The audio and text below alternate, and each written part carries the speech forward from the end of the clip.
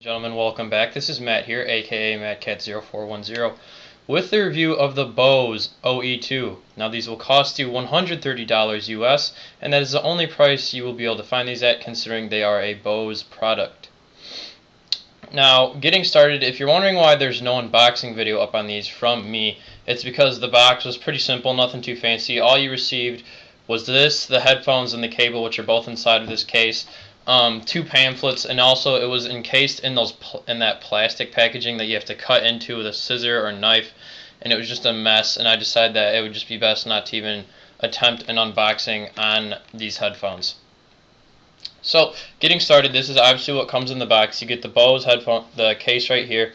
It's this black fake leathery thing, and it feels like maybe it has some thin pieces of cardboard stitched inside of it.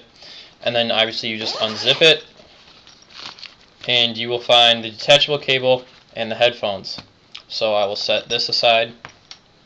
Now, starting off with the cable, I was actually kind of disappointed with this cable. It's fairly thin. It does tangle somewhat easily, although it does have the nice right angle 3.5mm headphone jack, which I did appreciate, and also it is detachable, which is always nice. But yeah, the gauge isn't really good. It's not very thick, and it does tangle pretty easily, so that is something to note when buying these headphones.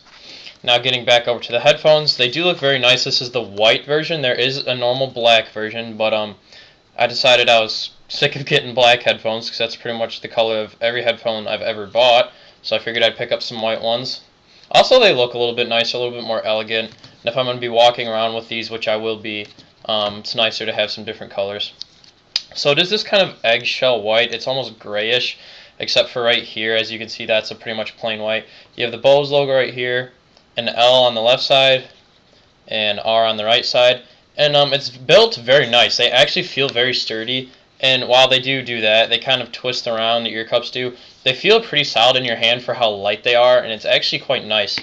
Now, they do extend like this, and I do appreciate the metal headband as well as the plastic spine to give them a little bit of flex, and also that is where the cord runs through, obviously, from the left side to the right. Obviously, as this is a detachable one-sided cable over here, which I should mention, you just take this end of the cable and you just plug it in like this, and you're good to go. Now, getting back to the headphones, they are built rather nice. Up here, it's a little bit of padding. It's kind of like a leatherish material. Now, the bottom, it's kind of got a cloth, and it's fairly comfortable. I mean, they're never clamping down on top of my head too tight. I never find an issue in that area of comfort. Also, because these are extremely lightweight, and it's really nice. So yeah, build quality overall is definitely, it's right where it should be for a nice portable pair of $130 headphones. Getting onto the ear cushions, they are super comfy and plush, and yeah, these will never give you any issues. It's this nice memory foam. And when I first just put my fingers to it, I thought maybe it would be a little bit too thin, but no, it is amazing. And it provides really nice isolation from outside noises. Now, vice versa, these headphones leak like crazy. And I really was surprised, considering they isolate you from your environment so well, but they do not isolate the environment from you. They do leak a ton, and I really didn't understand that, considering they provided such a good seal. But that is something to note, is these headphones really do leak quite a bit, which I didn't appreciate really, because I am using these as my portable pair of headphones, and having them leak if you're sitting in the car next to somebody, or if you're in a library studying, it's kind of an issue. Now, obviously, these do fold up as they were in the case. You can just fold them up like this, and then they twist to their flat design right here, which is nice. I don't think there's too much else to go over as far as the build and looks and materials. But yeah, it is very nice, and they don't rick it, they don't make noise, they're not squeaky. The hinges are very smooth, very nice. The only thing I really didn't like is, you can see right there, the wire is exposed on that joint, which kind of worries me. I feel like it'll almost get wear from bending like that, but, you know, probably not. It's Bose, it's going to be built fairly well, and yeah, it's pretty nice. Getting on to the sound quality, which is obviously most important. First off, these headphones do have Bose modified sound. Everybody hates Bose modified. Any audiophile pretty much hates it. And I can completely understand why. It's sort of a really lush concert hall feel, and it's not for everybody, especially for the audiophile.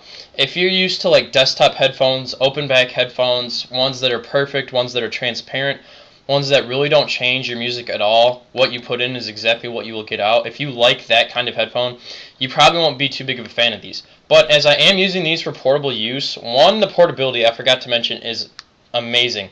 The ear cups right here, they're perfect size. Like, they're honestly the perfect size for your ear. They fit over my ear, and I'd say I have medium to medium large ears, and they cover it perfectly. They don't extend past my ear. They stay perfectly on it, and just the way they're shaped, it's absolutely awesome. Just as a size comparison, these are fairly small.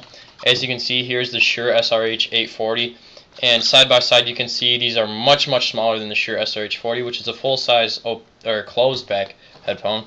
Excuse me. And then I have one more over here, which is just your average pair of earbuds. Obviously, going to be a lot smaller, but there's a pretty much, that's the size comparison I can give you guys. But yeah, portability on these is great, which is why I bought them.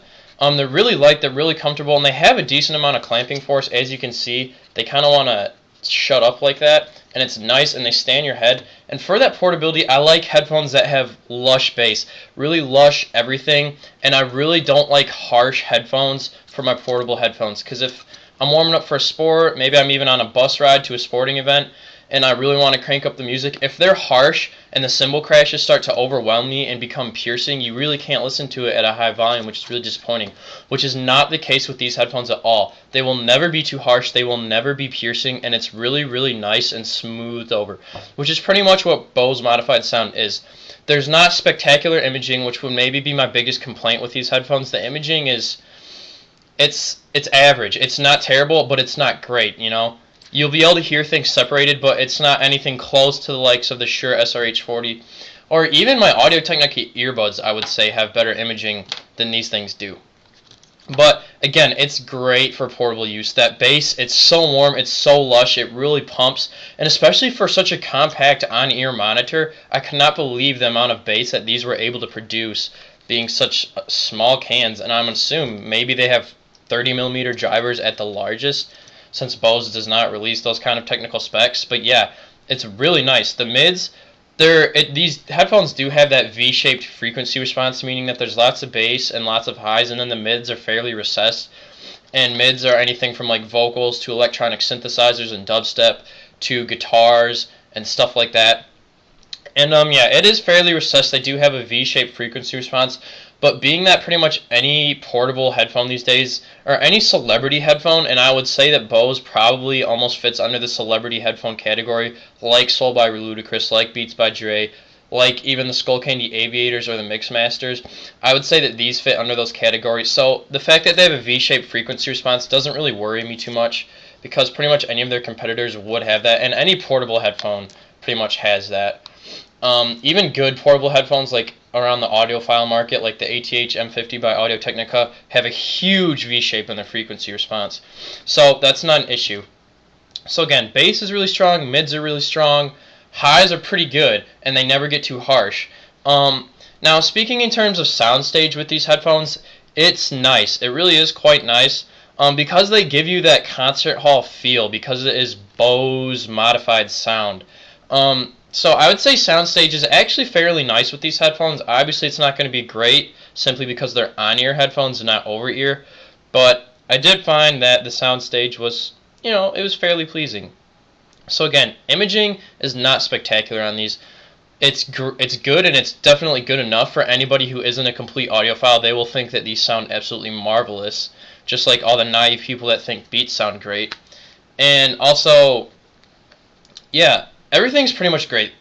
So, to sum it all up, these are a great pair of portable headphones with definitely some great attributes and some pretty good sound quality to go along with the great build quality, the great portability, the great seal, and the great comfort of these little cans.